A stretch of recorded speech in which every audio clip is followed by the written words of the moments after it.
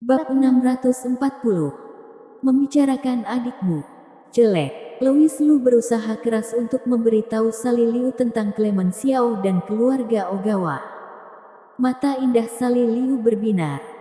Dan dia berkata dengan penuh semangat. Jika kamu mengatakan itu, bukankah ada pertunjukan bagus lainnya untuk ditonton?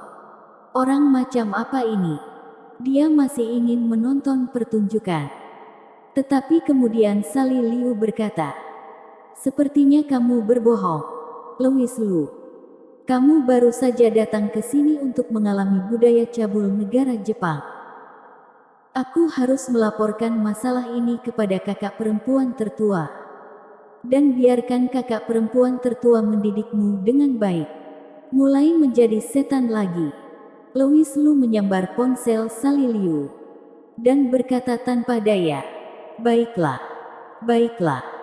Jika kamu memiliki permintaan, beritahu aku dan biarkan aku mendengar." Bagaimana mungkin dia tidak mengerti rubah ini? Apa yang baru saja dia katakan? Dia jelas ingin menegosiasikan persyaratan dengannya. Apa lagi yang bisa dilakukan Louis Lu? Tentu saja dia manja. Bahkan jika Sally Liu adalah ratu yang seksi dan menawan, dia harus dimanjakan seperti gadis kecil yang membiarkan dirinya menjadi laki-laki. Sally Liu tersenyum genit. "Louis Lu, kamu mengerti aku. Sebenarnya, permintaanku sangat sederhana, yaitu menemaniku merayakan ulang tahun Junko. Itu saja." Louis Lu pikir itu masalah besar. Untung dia tidak bertemu Sally Liu. Sejak dia bertemu di negara asing ini, pasti tidak mungkin Sally Liu berlarian sendirian. Tentu saja dia harus menemaninya. Juga, aku ingin memberi kejutan pada Junko. Pada saat itu, kamu mungkin perlu mengungkap identitas Master Louis. Ini semua hal kecil. Louis Lu, kamu sangat baik. Aku punya pertanyaan yang sangat penting untuk ditanyakan. Apakah Junko Ishihara benar-benar wanita cantik seperti yang kamu katakan? Bajingan. Bagaimana dengan janji menjadi kuat? Sally Liu meremas tangan bedaknya dan memukul tubuh Louis Lu seperti tetesan air hujan yang lebat. Ada banyak penonton di sekitar. Awalnya mereka tertarik oleh Sally Liu. Dan setelah melihat Sally Liu menendang dua pria malang, pemuda lain berlari untuk mengolok-oloknya. Jadi mereka bersuka cita dan menonton. Tetapi, semakin melihatnya, semakin salah jadinya. Pada awalnya, mereka berdua jelas-jelas bertarung sungguhan. Tapi setelah itu, mereka saling menggoda tanpa bisa dijelaskan. Membuat semua orang tercengang. Apakah populer untuk memikat anjing dan membunuh mereka sekarang? Semua orang penuh dengan kebencian.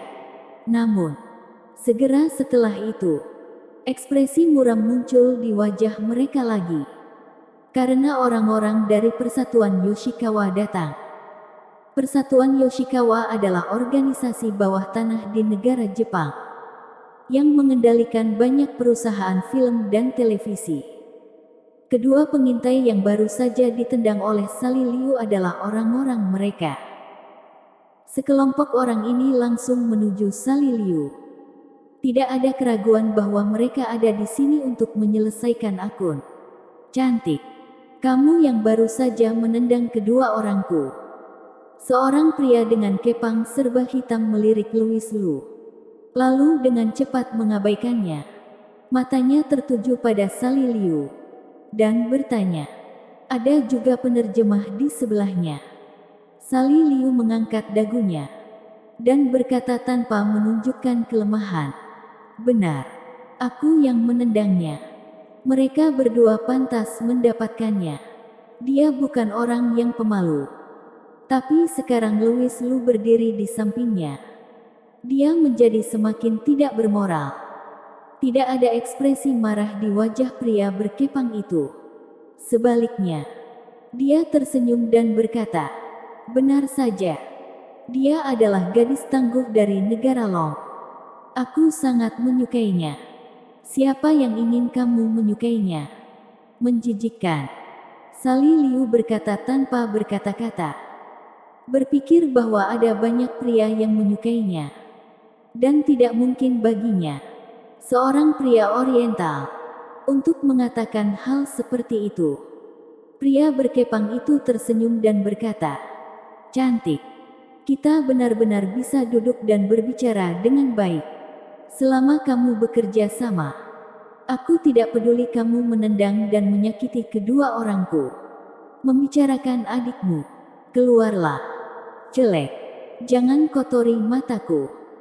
Emosi Sali Liu begitu panas sehingga dia tidak memberikan wajah apapun kepada orang-orang ini. Jelek. Pria berkepang itu menatap curiga ke penerjemah di sebelahnya. Setelah mendengarkan terjemahannya, dia langsung menendang penerjemah itu. "Beraninya kau menyebutku jelek?" "Tidak, bos. Aku tidak menyebutmu jelek. Gadis dari negara Long yang memanggilmu jelek. Katakan padanya, jangan bersulang dan makan anggur berkualitas. Jika dia berani tidak patuh, aku tidak keberatan menggunakan cara kasar untuk mengikatnya ke perusahaan syuting." Baru-baru ini, serial paksa gadis-gadis dari negara Long menjadi sangat populer di negara Jepang. Perusahaan sering membiarkan artis wanitanya berperan sebagai gadis-gadis dari negara Long. Tetapi hasilnya tidak memuaskan. Sekarang ada seorang gadis siap pakai dari negara Long berdiri di depannya. Yang begitu cantik sehingga pria berkepang bahkan ingin memainkan peran utama sendiri. Jualan nggak penting. Yang penting tiba-tiba pengen action. Adik laki-laki dari pria yang dikepang menerjemahkan kata-kata aslinya ke Sali Liu. Tetapi di detik berikutnya, dia melihat tendangan terbang ditendang. Langsung menendang penerjemah lebih dari 5 meter jauhnya. Sali Liu menarik kaki gioknya yang ramping. Memelototi pria yang dikepang dengan mata yang indah. Dan berteriak, "Kamu selanjutnya." Wajah pria berkepang tiba-tiba berubah. Dan dia meneriakkan beberapa kata dalam bahasa negara Jepang. Selusin bawahan di belakangnya mengeluarkan tongkat mereka dan menatap Sali Liu dengan agresif. "Ayo pergi bersama. Kamu masih takut kamu gagal?" Sali Liu tidak takut sedikit pun. Dia sudah lama ingin memberi pelajaran keras kepada pria Oriental ini. Tetapi sebelum dia sempat melepaskan tinjunya, dia tiba-tiba mendengar teriakan marah. "Berhenti!"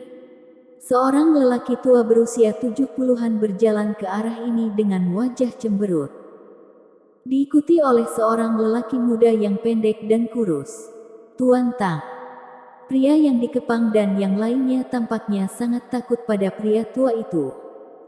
Dan menyembunyikan tongkat mereka satu demi satu. Pria yang dikepang berjalan untuk bernegosiasi. Tetapi melihat ekspresi serius pria tua itu sepanjang waktu. Meskipun mereka semua berkomunikasi dalam bahasa negara Jepang, terlihat dari ekspresi dan nada bahwa lelaki tua itu menegur lelaki jalinan itu. Setelah beberapa saat, pria yang dikepang itu berjalan ke arah Sali Liu dengan kepala tertunduk. Dan bergumam dengan enggan, "Kamu beruntung kali ini. Ayo pergi." Sekelompok orang hitam putih segera mengikuti dan pergi. Louis Lu tidak memiliki rasa partisipasi dalam keseluruhan proses. Bukan gilirannya untuk mengambil peran sekecil itu. Bersambung.